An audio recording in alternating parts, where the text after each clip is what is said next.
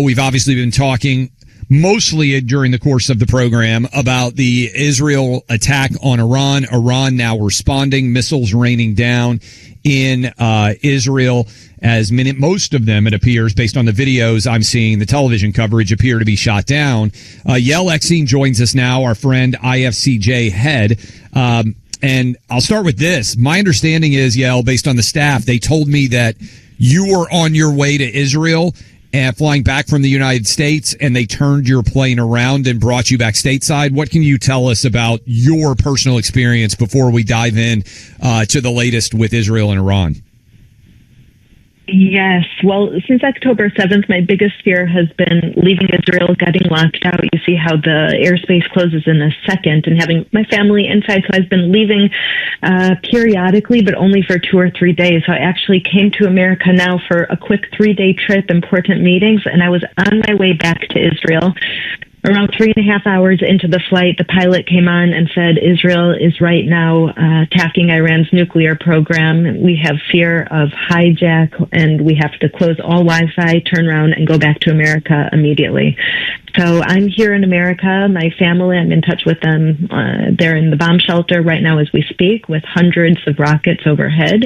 And I'm just praying that Israel will be protected, and then I'll be able to get home soon.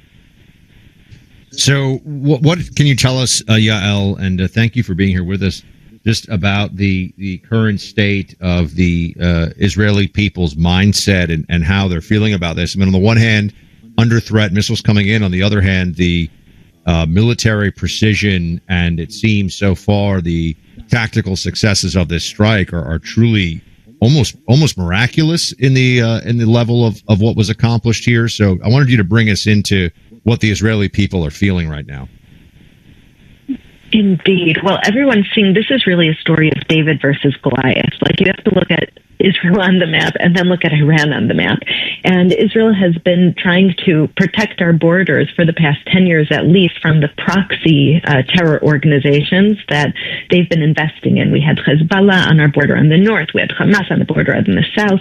They were all calling for our destruction. And we see after October 7th that they're not just using words. They're actually building up military presence in order to wipe Israel off the map. But the truth is, what Israel has realized is that these threats aren't going to stop until we mitigate the risk of an Iranian nuclear reactor, because then they don't need to talk. They just launch one nuclear bomb and Israel is wiped out. And so this is a day, on one hand, in Israel of celebration. It's a day like Purim, like wicked Haman that wanted to wipe out and kill all the Jews, and he ended up being killed on the same in the same way that he planned for Mordecai, and that was kind of the reversal of history that God did. Those who threaten God's people, they will end up being the ones who are harmed.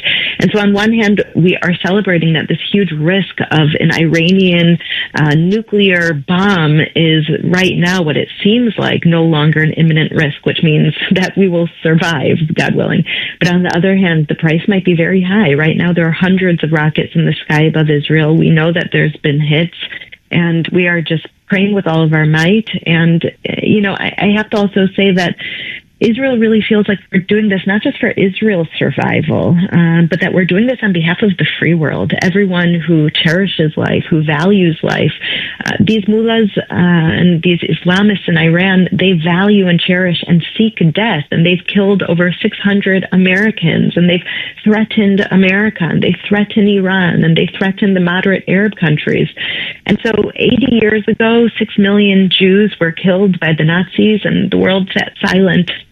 And what we're seeing today is that as Iran attacks this nuclear threat, as Israel attacks the nuclear threat in Iran, we have the entire free world standing with us in order to make sure the future is better and bright and free, not just for Israel, but for Jordan, for Saudi Arabia, for Egypt, for America, for Europe, for the UAE and Dubai, for all these countries that just want peace. This is the turning point that I pray that this light will shine and we'll know new days of peace.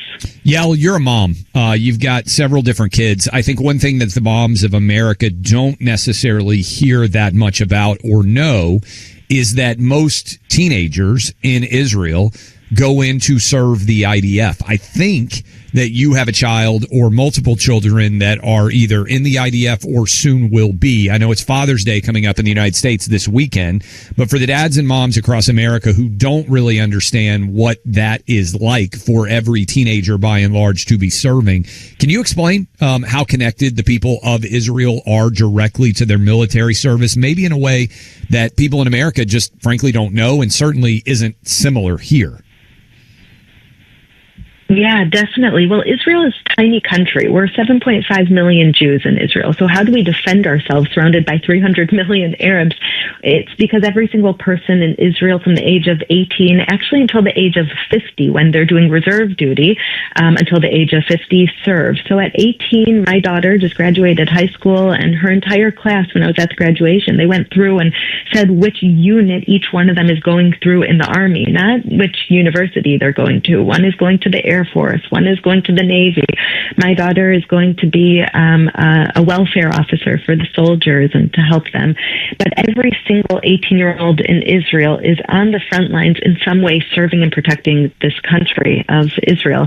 And the husbands, up until age of 50, are out in the field in reserve duty protecting the country. So from my board member who around an hour ago dropped his 18-year-old son off at the border with Gaza, who was deployed to go into Gaza and protect Israel, to my cousin, who is a 40-year-old man, professional data analyst with 4 kids, who's been gone for 2 weeks in reserve duty. It's a country of heroes where you go into the bank and your banker is wearing their army uniforms because they're in reserve duty, and the teachers leave because they're called up for reserve duty. It's a country of heroes where everyone has a personal stake in it. And in fact, just 2 weeks ago, I was at the funeral of a 20-year-old boy, Yishai, who I've known him from the time he was in diapers. My daughter, who's in the Army now, and Yishai used to play when they were babies. And when they started the funeral, for me, this says everything. His young widow, he got married 2 months ago, stood up and she said,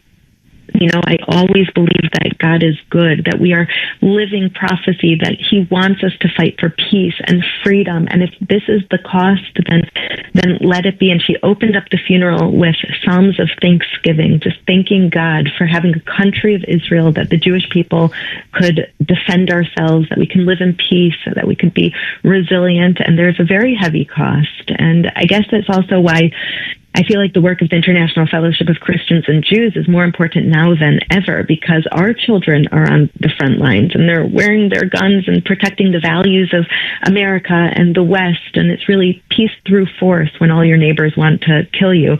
But right now on the ground, Clay and Buck, there are thousands of first responders who are wearing bulletproof helmets and vests because of the fellowship. There are tens of thousands of people who are in the bomb shelters that the International Fellowship of Christians and Jews has placed. There's actually NICU babies on ventilators and in their all getting the medical attention, being moved to underground facilities that the fellowship has provided that are bulletproof and shrapnel proof and rocket proof.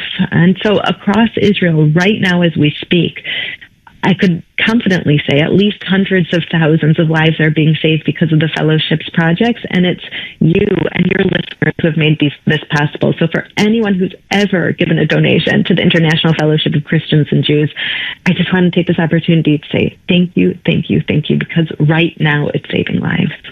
What stood out to me... IFCJ.org or support IFCJ.org, and now is the moment when you can really show that support. Yael, very much appreciate you being with us. Our prayers go out to our brothers and sisters in Israel, and we'll have you on again to follow up and make sure that everything is going as well as it can under the circumstances. Thank you for being with us. Thank you so much for everything you do, Clay and Buck. You are a light in this darkness.